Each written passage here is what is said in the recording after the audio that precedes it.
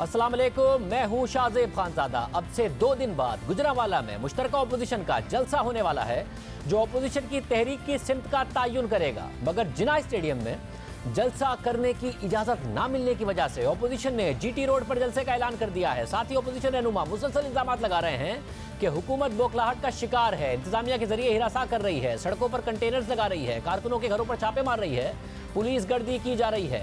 आज कुछ FIR भी सामने आई जिनमें अपोजिशन जमातों के अहदेदारों के खिलाफ कोरोना वायरस के SOPs फॉलो ना करने पर मुख्तलिफ दफात शामिल थी। साथ ही नून लीग ने वीडियोज रिलीज की हैं कि लाहौर में इंतजामिया ने मुतादिद कंटेनर्स लगाने की तैयारियां शुरू कर दी हैं। आज नून लीग के रहनुमा राना सनाउल्लाह और एहसन इकबाल ने इल्जाम लगाया कि जिला इंतजामिया और पुलिस हिरासा कर रही है, अफसरान को जवाब देना होगा और जलसा होकर रहेगा। जो अफसरान और इंतजामिया के एहलकार इस इंतकामी एजेंडे का हिस्सा बनाएंगे, कल को उन्हें जवाब देना होगा। इंतजामिया ने हमारे यूथ विंग के ओहदेदार शुएब भट्ट उनकी फैक्ट्री पे रेड किया है, जबकि वहाँ कोई मीटिंग नहीं हो रही थी, और जो मीडिया की टीमें उस रेड को कवर करने गई हैं, मीडिया को भी तशद्दुद का निशाना बनाया है। कोरोना जो SOPs हैं उनके ऊपर आज तक कोई मुकदमा दर्ज नहीं हुआ। अब हमारे लोगों को जो है उनके खिलाफ पर्चे दे के तो उसमें जो है वो गिरफ्तार किया जा रहा है। खुद जो है वो SHO जाते हैं लोगों के घरों पे और डोर नॉकिंग कर रहे हैं। जलसा हर कीमत पे होगा। अगर हुकूमत ने ताकत का इस्तेमाल किया फिर अमन व अमान की जिम्मेदारी भी हुकूमत पर होगी। अपोजिशन सवाल उठा रही है कि आज तक कोरोना SOPs की खिलाफ वर्जी पर मुकदमा दर्ज नहीं हुआ। साथ ही आज वजीर सेहत पंजाब डॉक्टर यास्मीन राशिद से सहाफ़ी ने सवाल किया कि गुज़िश्ता हफ्ते होने वाले तहरीक इंसाफ के जलसे में भी SOPs फॉलो नहीं किए गए, मगर अपोजिशन के खिलाफ FIRs हो रही हैं, जिस पर डॉक्टर यास्मीन राशिद ने तहरीक इंसाफ के चीफ ऑर्गेनाइजर सैफुल्लाह नियाजी का हवाला देते हुए कहा कि उनसे दरख्वास्त की है कि आइंदा इस किस्म के इजलास ना करें। सैफुल्लाह नियाजी साहब से मैंने रिक्वेस्ट की है कि आइंदा इस तरह की आप कोई गैदरिंग ना करें। वजह यह है कि हालात ख़राब हो रहे हैं, और यही रिक्वेस्ट जो हम अपोजिशन को भी कर रहे हैं कि आप करें ज़रूर। अगर आप करना चाहते हैं जलसा जुलूस, आप मेहरबानी करके आप SOPs फॉलो करें, मास्क पहन लें, हर बंदा मास्क पहन के तो रखे ना, कम से कम। दूसरी तरफ आज वज़ीर आज़म की ज़ेर सदारत पार्टी रहनुमाओं का इजलास हुआ, जिसमें वज़ीर आज़म ने कहा कि कुछ भी हो जाए अपोजिशन से मुफाहमत नहीं होगी। पहले दिन से कहा था लूट मार करने वाले इकट्ठे हो जाएंगे, ये जलसे करें या धरने दें, NRO नहीं मिलना। ऑपोजिशन को NRO दे दें तो कोई तहरीक नहीं चलेगी। जलसे की इजाजत इसलिए दे रहे हैं ताकि ऑपोजिशन सियासी इंतकाम का कार्ड इस्तेमाल ना करे। वज़ीर आज़म कह रहे हैं कि जलसा करें, जुलूस करें, पूरी इजाजत है, मगर ऑपोजिशन इल्जाम लगा रही है कि रुकावटें डाली जा रही हैं। एग्जैक्टली हुकूमत क्या चाहती है? हमारे साथ मौजूद हैं फवाद चौधरी साहब। फवाद चौधरी साहब बहुत शुक्रिया। फवाद चौधरी साहब ये कह रहे हैं कि जी हमारे खिलाफ FIRs हो रही हैं, छापे भी मारे जा रहे हैं, कंटेनर्स भी इस वक्त लगाए जा रहे हैं। क्या वजह है कि हुकूमत ये भी कह रही है कि आप कर लें, फिर उनको जगह भी नहीं इजाज़त दी, इसलिए वो अब GT रोड पर करेंगे? क्या वजह है? क्या हुकूमत कन्फ्यूजन का शिकार है? देखिए, ये हम कन्फ्यूजन का शिकार नहीं है। अपोजिशन ज़रूरत से ज़्यादा कॉशियस है कि इस तरह की बातें इसलिए की जाती हैं कि अगर जलसा नाकाम हो सके तो किसी के खाते तो डालना है ना, कि देखें ये अगर जलसा नहीं हो सका तो इस वजह से नहीं हो सका। अब मुझे ये लगता है कि ये मुतालबा ना कर दें कि लोग भी हुकूमत ही दे। अब कुछ काम तो उन्हें खुद भी करना पड़ेगा। देखिए, पाकिस्तान में इस तरह का रवाज नहीं है जिस किस्म का रवाज इमरान खान की हुकूमत ने और प्राइम मिनिस्टर साहब ने डाला है, कि आप अपोजिशन जो है एक पेटेंटली इलीगल तहरीक चला रही है, जिसका ना सर है ना पैर है, जिसका मकसद सिर्फ अपने 8 केसेस में रिलीफ लेना है। और हुकूमत ने इतनी खुली छुट्टी दी है कि आप जो मर्जी करें, जैसे आना चाहें करें, कोई गिरफ्तारी नहीं हुई, कोई जो है आपको जो है वो इस इंतजामात में आपके खलल नहीं आया। इस तरह तो कभी पाकिस्तान में हुआ ही नहीं है। अगर आप इनको पुरानी वीडियोस उठा के दिखाएं कि जब PTI के जलसे जुलूस थे कैसे उनको रोका गया, मॉडल टाउन में तो 16 लोगों को शहीद कर दिया गया। ये वो पोजीशन है जो आज जलसे कर रही है। और इंटरेस्टिंगली जो तहरीक चला रहे हैं, जिसके खिलाफ चलाई जा रही है, इमरान खान और उनकी कैबिनेट के ऊपर कोई करप्शन का इल्ज़ाम नहीं है, लेकिन जो चला रहे हैं वो सारे ही करप्शन के केसेस में जो है वो अपना भुगत रहे हैं। तो ये तो एक तहरीक को जलसे को नाकामी से बचाने के लिए एक प्रिकॉशन के तौर पे ये बातें कर रहे हैं। और फैसल साहब, फिर इजाज़त क्यों नहीं दी गई कि उन्हें जीटी रोड का कहना पड़ा? जब इमरान खान साहब ने ज़ाहिर धरना दिया, उन्हें डी चौक तक इजाज़त दी गई, फिर वो पार्लियामेंट पर हमला हुआ, फिर पीटीवी, ये सारे के सारे मामलात हुए, इन्हें गुजरांवाला के स्टेडियम में जलसे की इजाज़त क्यों नहीं मिली जिसकी वजह से इन्हें जीटी रोड कहना पड़ा? देखिए, ये तो डिप्टी कमिश्नर फैसले करते हैं और आमतौर पर डिप्टी कमिश्नर जो साहिबान जो है वो आखिर वक्त तक इंतज़ार करके अपने लेके प्रिकॉशंस लेके फिर वो फैसला करते हैं। इसका वफाकी हुकूमत या सूबाई हुकूमत से तो इतना ताल्लुक नहीं है, और वो जब भी मुनासिब जो डिप्टी कमिश्नर है वो फैसला करेंगे। अभी तो ये भी नहीं पता कि फॉर एग्जांपल इन्होंने एप्लीकेशन दी भी है या सिर्फ मीडिया में ही कही जा रहे हैं। अच्छा, एप्लीकेशन का तो वो कह रहे हैं, मगर साथ में पुलिस में बड़े तबादले हुए, 200 के करीब तबादले पंजाब पुलिस में हो गए, फिर सीपीओ गुजरांवाला को बदला, फिर गुजरांवाला साहब ने 4 एसएचओ नीचे से बदले, फिर एफआईआर्स का सिलसिला और वो छापों का सिलसिला। पुलिस को तो डीपोलिटिसाइज करने का वज़ीर आज़म इमरान खान ने कहा था। वैसे फ्रैंकली इसके ऊपर भी 2 वर्जन्स हैं। एक वर्जन तो ये है कि ये इंतजाम में बदले गए और इसलिए बदले गए।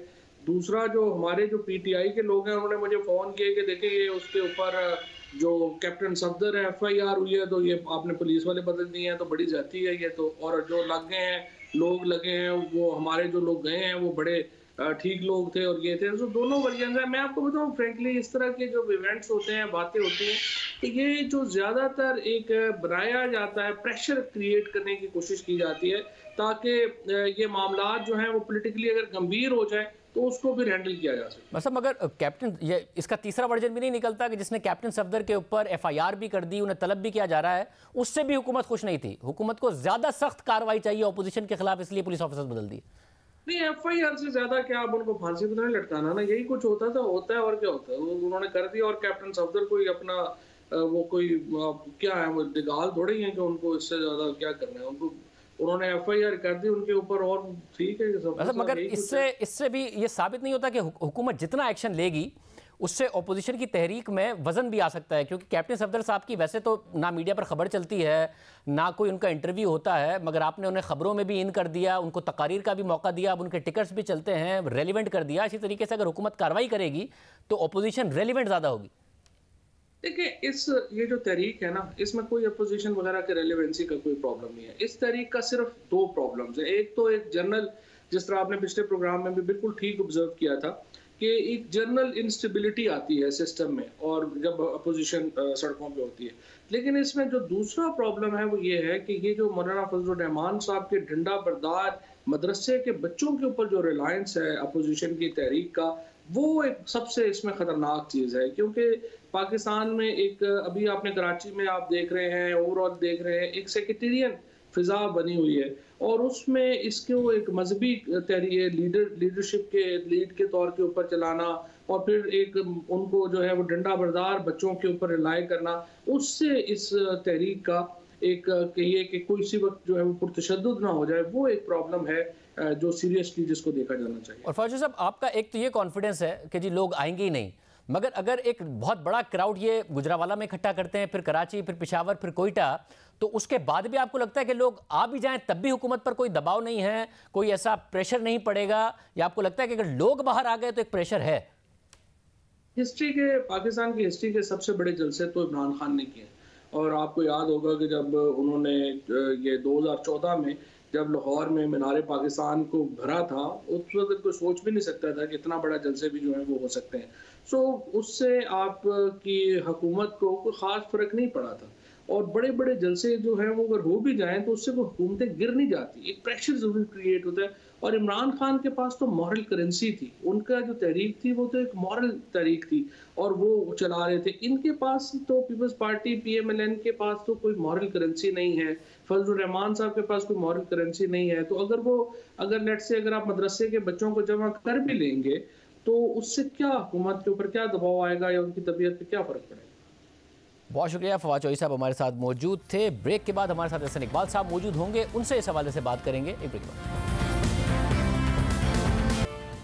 के बाद दोबारा खुश आमदीद। एहसन इकबाल साहब हमारे साथ मौजूद है। एहसन इकबाल साहब बहुत शुक्रिया। एहसन इकबाल साहब, फवाद चौधरी साहब की राय है कि बहुत आज़ादी दी है, ऑपोजिशन करे, ना कोई गिरफ्तारियां हो रही हैं ना कोई और बात। ऑपोजिशन को असल में डर ये है कि लोग नहीं आएंगे, इसलिए बयानिया बनाने की कोशिश कर रहे हैं कि हुकूमत कोई कार्रवाई कर रही है। हुकूमत कोई कार्रवाई नहीं कर रही। जी बहुत शुक्रिया शाहजेब। देखिए आज सारा दिन आपका मीडिया भी कवर करता रहा है कि इन्होंने बोखलाहट के अंदर छापे मारने शुरू किए हैं, गिरफ्तारियां करनी शुरू की हैं, और एक चीज़ जो पहले कभी नहीं हुई थी, हमारे कारकुनों के कारोबार सील करने शुरू किए हैं ताकि उन पर दबाव डाला जा सके। प्रिंटिंग प्रेस जहाँ फ्लैक्सेस छप रहे थे उनको सील करना शुरू कर दिया है। और मैं इनसे ये पूछना चाहता हूं कि इन सब लोगों को जिनके घर रेड्स किए गए हैं या जिनको गिरफ्तार किया गया है या जिनके कारोबार बंद किए गए हैं, इन्होंने कौन सा गैर कानूनी काम किया था? और मैं अदलिया से जरूर ये इस्तदा करूंगा कि वो इस चीज का नोटिस लें कि ये बुनियादी हकूक लोगों के सल्ब कर रहे हैं। हमारा पुरअमन एहतजाज है, हमारा जमहूरी एहतजाज है, कोई उसमें तशद्दुद शामिल नहीं है। 22 करोड़ अवाम को जिंदा मार दिया है महंगाई के वायरस ने, जो इस वक्त लोगों की दस्तरस से आटा, चीनी, दाल, सब्जी हर चीज बाहर हो गई है। बिजली का बिल उन पे बम बन के गिर रहा है। मैं अभी एक गांव में जलसे में गया, वहां एक रेडी वाला खड़ा हो गया, आंखों में आंसू थे, कहता सर तीसरा महीना 5000 बिल दिए, मैं बच्चों को रोटी कहां से खिलाऊं? ये कहानी घर घर की है। तो लिहाजा लोग इसलिए हमारे पीछे खड़े हैं कि उन्हें मालूम है कि हमारे दौर में गरीब आदमी को मगर ऐसा इकबाल साहब, जैसे जैसे आपकी तहरीक आगे बढ़ेगी, मगर जैसे जैसे आपकी तहरीक आगे बढ़ेगी, आपका टारगेट है जनवरी का कि जी लॉन्ग मार्च हो सकता है जनवरी में जाके, मगर हुकूमत भी ये कह रही है कि शहबाज शरीफ साहब के खिलाफ तेजी से केसेस साबित होने का टाइम है। दिसंबर 31 की भी डेडलाइन दी जा रही है। तो अगर शहबाज शरीफ साहब के खिलाफ केसेस आ जाते हैं, दूसरे रहनुमाओं के खिलाफ भी वो कह रहे हैं कि अगर वो साबित हो जाती है करप्शन, तो आपका जो मॉरल हाई ग्राउंड है वो किस हद तक रहेगा इस तहरीक को चलाने के लिए? देखिए हमारा मॉरल हाई ग्राउंड तो इसलिए मौजूद है कि सुप्रीम कोर्ट से बड़ी तो पाकिस्तान की कोई अदालत नहीं है। सुप्रीम कोर्ट इस हुकूमत के एहतसाब को फ्रॉड करार दे चुकी है, वो इस हुकूमत के एहतसाब को पॉलिटिकल इंजीनियरिंग करार दे चुकी है, वो इस हुकूमत के एहतसाब को यकतरफा नाटक करार दे चुकी है। 2.25 साल हो गए हैं, हमें ये झूठे मुकदमों में फंसा रहे हैं। देखिए नवाज शरीफ साहब 3 दफा वजीर आजम रहे, 2 दफा वजीर आला रहे। क्या उनके खिलाफ कोई एक मुकदमा बना है कि उन्होंने किसी प्रोजेक्ट में सरकारी खजाने में 1 रुपए की खुर्द बुर्द की हो? क्या शहबाज शरीफ साहब के खिलाफ कोई ऐसा मुकदमा बना है? वो 12 साल वजीर आला रहे हैं कि जनाब आपने जो सेफ सिटी प्रोजेक्ट था, आपने जो मेट्रो का प्रोजेक्ट था, उसके अंदर ये कमीशन लिया है, ये सरकारी खजाने में खुर्द बुर्द की है। इनके जितने झूठे केसेस हैं उनका हमने सामना किया है। मैं आपके सामने फिर दोहराता हूं, मैंने अल्हम्दुलिल्लाह 3200 अरब रुपए का डेवलपमेंट बजट अपनी वजारत प्लानिंग से पाकिस्तान का सबसे बड़ा 5 ईयर प्लान उसको खर्च किया है। ये उसमें 32 रुपए साबित करें कि मैंने कोई मटेरियल मगर ऐसा नहीं साहब, जैसे मामला आगे बढ़ता है, आपने स्पोर्ट्स सिटी बना दी, मगर जैसे मामला आगे बढ़ता है, क्यों लगा दिए? अभी हुकूमत इस कॉन्फिडेंस का इजहार भी कर रही है कि आप क्राउड नहीं पुल कर पाएंगे, साथ में आप ये कह रहे हैं कि आपके खिलाफ क्रैकडाउन भी हो रहा है, आपको इजाजत भी नहीं मिल रही है जलसे के वेन्यू की। जब आप अगर यहाँ से मामला आगे बढ़ाएंगे, अगर क्राउड आप ज्यादा इकट्ठा कर जाते हैं, उसके बाद एक तहरीक की शक्ल इख्तियार करते हैं, तो सख्तियां तो और आएंगी, गिरफ्तारियों का मामला भी होगा। आपका लाएअमल क्या है आगे? जनवरी तक बात जाए उसके लिए लाएअमल क्या है आपका? जी ये जो गिरफ्तारियां हैं और क्रैकडाउन है ये हमने देखे हुए हैं। जैसे वो कहा जाता है कि इस तरह तो होता है इस तरह के कामों में, जब भी आप किसी डेस्पोटिक गवर्नमेंट को, किसी एक डिक्टेटरशिप जो कायम करना चाह रहे हो, जो अनपॉपुलर हो, वो इन्हीं मेथड्स के साथ अपनी हुकूमत बचाने की कोशिश करते हैं। जनरल मुशर्रफ ने भी यही हथकंडे आजमाए थे और हमने उनके इन हथकंडों को डिफीट किया था, शिकस्त दी थी। लिहाजा आप देखेंगे कि इंशाल्लाह 16 अक्टूबर को गुजरांवाले में हर वो मजदूर, हर वो किसान, हर वो गरीब, हर वो नौजवान आएगा जो इस हुकूमत के मुआशी इस्तेसाल, महंगाई और तबाही से डसा जा चुका है। ये अवाम का एहतजाज होगा इस हुकूमत के नाअहली के खिलाफ, नाकामी मगर के फिर खिलाफ। पंजाब के अंदर ही, क्योंकि फिर आप मुख्तलिफ सूबों में निकल जाएंगे, उसके 2 दिन बाद कराची, फिर कोयटा, फिर पीछे, तो क्या पंजाब के अंदर ही मजीद रैलियां और जलसे होंगे या पंजाब में ये एक मोबिलाइजिंग आपका कैंपेन है जो पहला जलसा होने जा रहा है फ्राइडे को? नहीं, हमारा भरपूर प्रोग्राम है।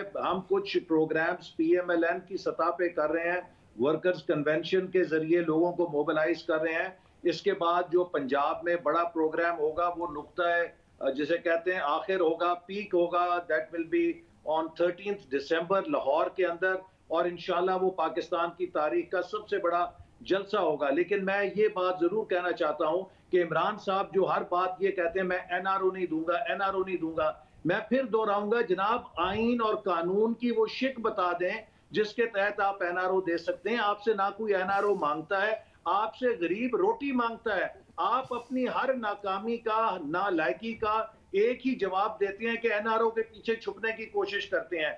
जितनी करप्शन इस हुकूमत ने शुगर के अंदर की है, आटे के अंदर की है, दवाइयों के अंदर की है, बीआरटी के अंदर की है और इस तरह के दीगर स्कैंडल्स में की है, शायद किसी हुकूमत ने नहीं किया है। बहुत शुक्रिया एहसन इकबाल, बहुत शुक्रिया एहसन इकबाल साहब हमारे साथ मौजूद थे। बार बार महंगाई का ताना हुकूमत को दिया जा रहा है। क्या वाकई महंगाई इस हुकूमत की अपनी बंद इंतजामी है? 2 साल में हुकूमत ने क्या किया और महंगाई कैसे बढ़ी, आपके सामने पूरा मामला रखेंगे एक ब्रेक के बाद। महंगाई में मुसलसल इजाफा हो रहा है। कोई वजीर कीमतें जल्द कम होने की उम्मीद दिलाता है तो कोई वजीर कीमतें मजीद बढ़ने का कहकर अवाम को डराता है। गंदम और चीनी की कीमत इस वक्त रिकॉर्ड सतह पर पहुंची हुई है। महंगाई हुकूमत के लिए सबसे बड़ा चैलेंज बनी हुई है। अब तक हुकूमत ने खाने पीने की जिन चीज़ों की कीमतों में इजाफे का नोटिस लिया, उनकी कीमतों में कमी के बजाय मजीद इजाफा ही देखने में आया है। नोटिस लिए गए, ऐलानात किए गए, कमेटियां बनाई गई, रिपोर्ट्स का क्रेडिट लिया गया, जिम्मेदारी माफियाओं पर डाली गई, मगर इन सबके बावजूद महंगाई पर काबू नहीं पाया जा सका। और खुद हुकूमती वज़रा ये तस्लीम कर रहे हैं कि महंगाई हुकूमत के लिए सबसे बड़ा मसला है। आज भी वफाकी वज़रा ने प्रेस कॉन्फ्रेंस की और कहा कि हुकूमत चीनी और आटे की कीमतों में कमी के लिए इकदाम कर रही है। चीनी और गंदम दरामद होने के बाद सूरत हाल बेहतर हो जाएगी। गुज़िश्ता रोज़ काबीना इजलास में वज़रा ने महंगाई के हवाले से बात की और वज़ीर आज़म ने कहा कि आने वाले दिनों में हमारी पूरी तवज्जो महंगाई कंट्रोल करने पर होगी। मैं खुद सारी सूरत हाल को मॉनिटर कर रहा हूँ, देखते हैं अब माफिया क्या करता है। इससे पहले गुज़िश्ता हफ्ते वज़ीर आज़म ने ट्वीट किया कि आइंदा हफ्ते हमारी हुकूमत अशिया खुर्दनोश सस्ती करने के लिए तमाम रियासती वसाइल बरूए कार लाएगी। वज़ीर आज़म इमरान खान ने महंगाई का एतराफ़ भी किया, बार बार नोटिस भी लिए, माफियाओं के खिलाफ कार्रवाई करने का बार बार ऐलान भी किया, मगर क्या हुआ? मैं अपने कई वज़ीरों को घबराए हुए देखता हूँ, शक्लें उनकी उतरी हुई होती हैं कि जी लोग ये कह रहे हैं आज महंगाई हो गई, महंगाई हो गई, तो इंशाल्लाह ये जो माफियाज बैठे हुए हैं इस मुल्क में महंगाई करते हैं पैसे बनाने के लिए, एक एक माफिया को हम पकड़ेंगे, इंशाल्लाह एक को नहीं छोड़ेंगे। चीनी और आटा ये जो महंगा हुआ है इसमें हमारी कोताही है, मैं मानता हूँ, और मैं ये आज आपको कह रहा हूं कि इसके ऊपर मैं पूरी इन्वेस्टिगेशन हो रही है। जो भी इसमें मुलव्वस होगा इनको किसी को छोड़ेंगे नहीं हम। और दूसरा, हम सिस्टम इंशाल्लाह ऐसे लेके आएंगे कि आगे से पहले से हमें पता होगा कि कौन सी चीज की अगर कमी हो तो हम पहले से या इंपोर्ट करेंगे या हम पहले से तैयार होंगे उसके लिए। कोऑर्डिनेशन कमेटी बनाई और दूसरी हमारी एक इकोनॉमिक कमेटी है। ये कमेटी ये देखेगी कि महंगाई ना हो खाने पीने की चीज़ों पे। मैं आज इन सब लोगों को जो ज़ख़ीरा अंदोज़ी का सोच रहे हैं, मैं आपको एक पैगाम देना चाहता हूँ कि बड़ा बुरा हमारा रिएक्शन आपके ख़िलाफ़ आएगा। हमारी जो रियासत है पूरी आपके ख़िलाफ़ कार्रवाई करेगी। जो लोग ज़ख़ीरा अंदोज़ी करेंगे, कर रहे हैं, आपके ख़िलाफ़ रियासत बड़ा सख्त एक्शन लेगी। वो एक्शन लेगी, आपको इबरतनाक सज़ाएं दिलवाएंगे हम। वज़ीर आज़म ने टाइगर फोर्स को भी जिम्मेदारी पहली दफ़ा नहीं दी है। मई और जून में भी वज़ीर आज़म ने टाइगर फोर्स को माफियाओं के खिलाफ, ज़ख़ीरा अंदोज़ी के खिलाफ, कीमतें बढ़ने के खिलाफ जिम्मेदारी दी थी। आवाम के अंदर हमारे टाइगर फोर्स जाके लोगों को आगाह करेगी। आपने देखा कि लोग गंदम को या और भी खाने पीने की चीज़ों की ज़ख़ीरा अंदोज़ी कर रहे हैं, ये कानून के ख़िलाफ़ है। आपने खुद एक्शन नहीं लेना, आपने जाके एडमिनिस्ट्रेशन को बताना है। हम ये चाहते हैं कि कहीं भी मसले आएँ, चीज़ें महंगी हों, आपने हमें बताना है। ज़ख़ीरा अंदोज़ी करते हैं, जो होर्डिंग करते हैं, उसमें भी आपने निशानदेही करके एडमिनिस्ट्रेशन को बताना है। असल में टाइगर्स हैं, हमने आपने अपनी आवाम की हिफाजत करनी है। मगर महंगाई बढ़ती चली गई। वज़ीर आज़म ने फिर तीसरी दफ़ा भी टाइगर फोर्स ही को जिम्मेदारी दी थी। गुज़िश्ता साल जून में तो वज़ीर आज़म ने महंगाई को कंट्रोल करने के लिए 9 नकाती प्लान दिया था। 27 जून 2019 को वज़ीर आज़म हाउस से जारी होने वाले एलामिये के मुताबिक वज़ीर आज़म ने बढ़ती हुई महंगाई और इंतजामिया की तरफ से कीमतों में गैर मामूली इजाफे को कंट्रोल करने में नाकामी का सख्त नोटिस लिया है और इंतजामिया को कहा है कि कीमतों के कंट्रोल से मुताल्लिक़ कवानीन पर मौसर अमल दरामद के लिए फौरी तौर पर लाएअमल तश्कील दिया जाए, प्राइस और मार्केट कमेटियों को मजीद मौसर बनाया जाए और खिलाफ वर्जी करने वालों के खिलाफ मुतालिका कवानीन के तहत सख्त कार्रवाई अमल में लाई जाए। वजीर आजम ने फील्ड अफसरान को होलसेल मार्केटों का दौरा करने की हिदायत की और कहा कि तमाम सूबाई सेक्रेटरीज मुतल्लिका अजला में खुद अचानक दौरे करके कीमतों की जांच पड़ताल करें। इसके अलावा वजीर आजम ने स्पेशल ब्रांच को हिदायत की कि वो रोजाना की बुनियाद पर इन अहकामात पर अमल दरामद की रिपोर्ट मुतालिका वजीर आला और चीफ सेक्रेटरीज को पेश करें। वजीर आजम ने कहा कि कीमतों में बिला जवाब इजाफा करने वाले गैर जिम्मेदार अनासिर के खिलाफ कार्रवाई के लिए मौसर हिकमत अमली इख्तियार की जाए और जखीरा अंदोजी के खिलाफ सख्त कार्रवाई अमल में लाई जाए। इसके अलावा वजीर आजम ने तमाम सूबाई हुकाम को 7 दिनों में वजीर आजम के इन अहकामात पर अमल दरामद के सिलसिले में पेशरफ्त की रिपोर्ट पेश करने का हुक्म दिया। ये गुज़िश्ता साल जून में किया। अब तकरीबन 1.5 साल बाद सूरत हाल ये है कि महंगाई में बेपनाह इजाफा हो चुका है, मगर वज़ीर आज़म के रौनकाती प्लान का कुछ नहीं हुआ। खाने पीने की चीज़ों की कीमतों में इजाफे का गहरा असर पड़ता है, क्योंकि कंज्यूमर प्राइस इंडेक्स के मुताबिक एक पाकिस्तानी अपने अखराजात का औसतन 34.5% सिर्फ खाने पीने की अशिया पर खर्च करता है।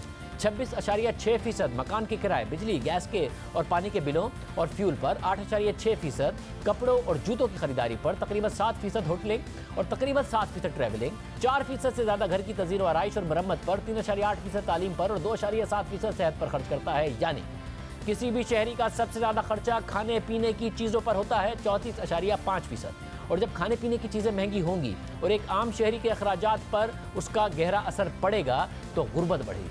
गुज़िश्ता 2 बरस में आटा चीनी की कीमतें दुगनी हो गई। टमाटर, दाल, दूध, गोश्त और सब्जियों की कीमतों में बेपनाह इजाफा हो गया। इस हुकूमत में चीनी और गंदम का क्राइसिस पहली दफ़ा नहीं आया बल्कि दूसरी दफ़ा आया है। गुज़िश्ता साल जब महंगाई में इजाफा हुआ तो हुकूमत ने गंदम और चीनी के हवाले से इंक्वायरी कमेटियाँ बनाई, जिनकी रिपोर्ट सामने भी आई।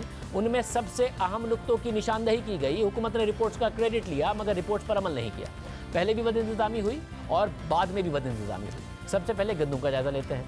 उस वक्त मुल्क में सरकारी अदाद-ओ-शुमार के मुताबिक 20 किलो आटे का थैला 1500 रुपए तक पहुंच चुका है। गंदम के हवाले से तहरीक इंसाफ की हुकूमत ने पहले साल ही खबरदार किए जाने के बावजूद उसे बरामद करने की इजाज़त दी थी। गंदम की बरामद पर पाबंदी लगाने में ताखीर की वजह से मुल्क में गंदम की शिकायत आई कि गंदम की कमी हो गई है, जिसकी वजह से गंदम महंगी हुई। इस बात की निशानदही खुद गंदम की इंक्वायरी कमेटी ने अपनी रिपोर्ट में पेश की और साथ ही कमेटी ने कहा कि पंजाब हुकूमत गंदम की खरीदारी का हदफ हासिल नहीं कर सकी क्योंकि पंजाब के फूड डिपार्टमेंट में बार बार तब्दीलियां होती रहीं। रिपोर्ट में सिंध हुकूमत की कोताहियों का भी जिक्र किया गया, जिसकी वजह से गंदम की खरीदारी पर तवज्जो नहीं दी जा सकी। ये थी गुज़िश्ता साल की बदइंतज़ामी। मगर फिर गंदम इंक्वायरी कमेटी की रिपोर्ट आई, जिसके बाद तवक्को जाहिर की गई कि अब सूरत हाल बेहतर हो जाएगी। मगर हुआ क्या? एक बार फिर से बदइंतज़ामी की शिकायत सामने आई। इस साल अक्टूबर में वही सूरत हाल है जो गुज़िश्ता साल अक्टूबर में थी, मगर कीमत और ज़्यादा हो गई है। यानी सूरत हाल कीमत के हिसाब से और ख़राब हो गई है और गंदम मिल नहीं रही है। इस हवाले से डॉन अखबार में अहमद फराज की एक रिपोर्ट शाया हुई है, जिसके मुताबिक इस साल अप्रैल में जब मार्केट में गंदम की नई फसल आई तब ही उसकी कम पैदावार और आने वाले दिनों में उसकी किल्लत के बारे में अंदाज़ा लगाया जा सकता था, लेकिन हुकूमत ने उस पर तवज्जो नहीं दी। पहले ही दिन से अदाद-ओ-शुमार ये बता रहे थे कि बहरान जन्म ले रहा है।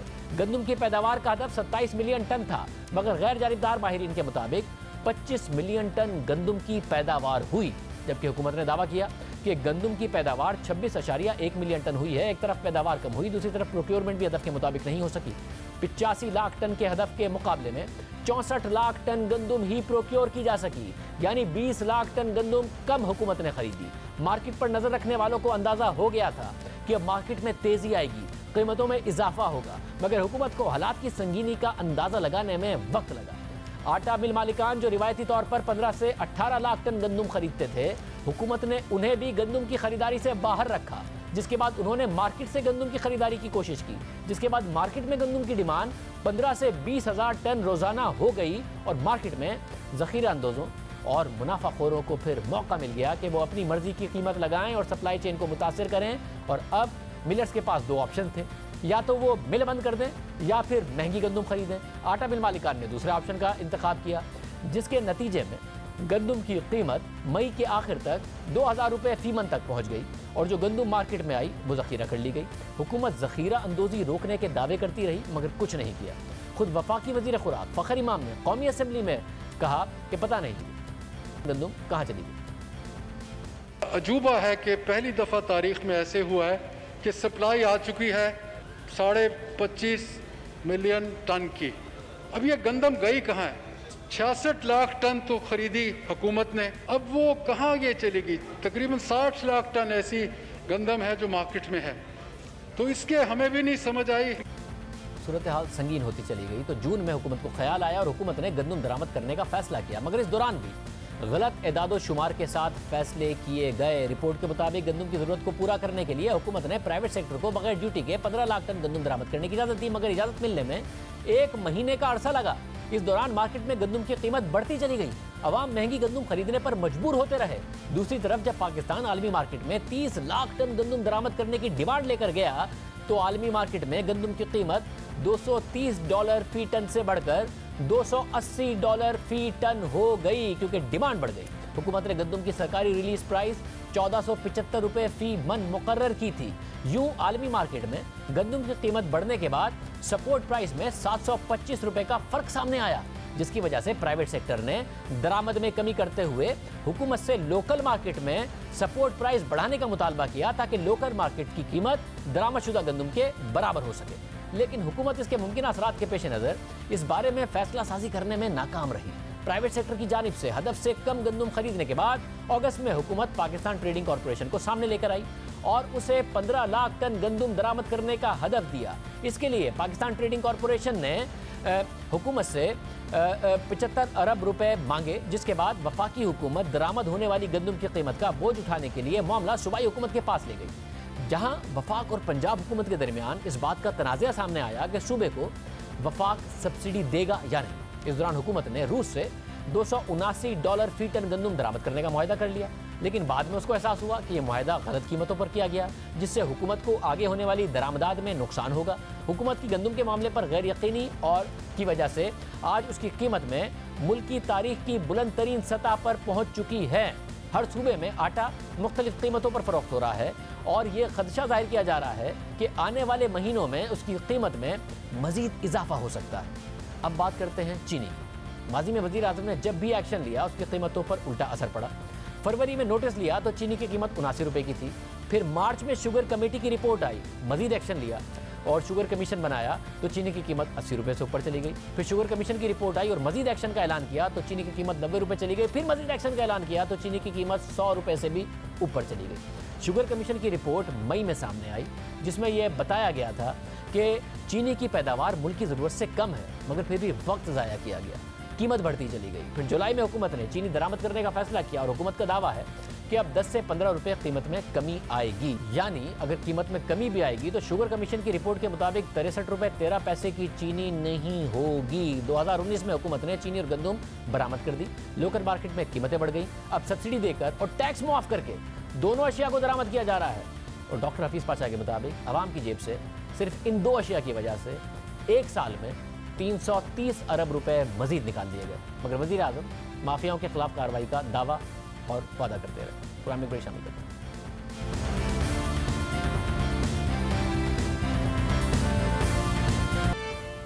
पाकिस्तान एक बार फिर अक़वाम मुत्तहिदा की काउंसिल बराए इंसानी हुकूक का मेंबर मुंतखब हो गया है। मंगल को अक़वाम मुत्तहिदा की जनरल असेंबली के इलेक्शन में पाकिस्तान जनवरी 2021 से लेकर 2023 तक इंसानी हुकूक काउंसिल का मेंबर बन गया, जहां पाकिस्तान को 193 मुल्कों में से 169 वोट हासिल हुए। इस बारे में वज़ीर आज़म इमरान खान का अपने ट्विटर पैगाम में कहना था कि मैं अक़वाम मुत्तहिदा की इंसानी हुकूक काउंसिल के लिए पाकिस्तान के मजीद 3 बरस के लिए इंतखाब पर निहायत खुश हूँ। इस बड़ी सिफारती कामयाबी पर मैं दफ्तर खारजा और बैरून मुल्क मौजूद पाकिस्तान के सिफारती मिशन के किरदार को सराहता हूँ, जिनकी कोशिशों से आलमी सतह पर पाकिस्तान की हैसियत और साख में इजाफा हुआ। अक़वाम मुत्तहिदा की काउंसिल बराए इंसानी हुकूक 2006 में कायम हुई, जिसका मकसद दुनिया भर में इंसानी हुकूक की हिफाजत और इन हुकूक को यकीनी बनाना है। इसके कुल 47 मेंबर होते हैं जो 3 सालों के लिए मुंतखब होते हैं। 2006 से अब तक पाकिस्तान 6 बार इस काउंसिल का मेंबर बनने के लिए इलेक्शन लड़ चुका है, जिसमें पाकिस्तान हर इलेक्शन जीता है सिवाय 2016 के इलेक्शन के। मगर 2018 में पाकिस्तान एक बार फिर इस काउंसिल का मेंबर मुंतखब हो गया था और फिर अब दोबारा आइंदा 3 सालों के लिए मेंबर मुंतखब हो गया है, जबकि पिछले 6 इंतखाबात में से साल 2013 की मेंबरशिप के इंतखाबात में पाकिस्तान ने 171 वोट हासिल किए और भारी अक्सरियत से कामयाबी हासिल की थी, जबकि जीतने के लिए सिर्फ 97 वोट दरकार थे। ये सबसे बड़ी पाकिस्तान की कामयाबी थी। पाकिस्तान का अक़वाम मुत्तहिदा का दोबारा मेंबर बनना एक खुशाइन बात है, लेकिन यहाँ पाकिस्तान पर इंसानी हुकूक के आलमी क़वानीन पर अमल दरामद करने की एक इजाफी जिम्मेदारी भी आयद होती है। इजाज़त दीजिए, अल्लाह।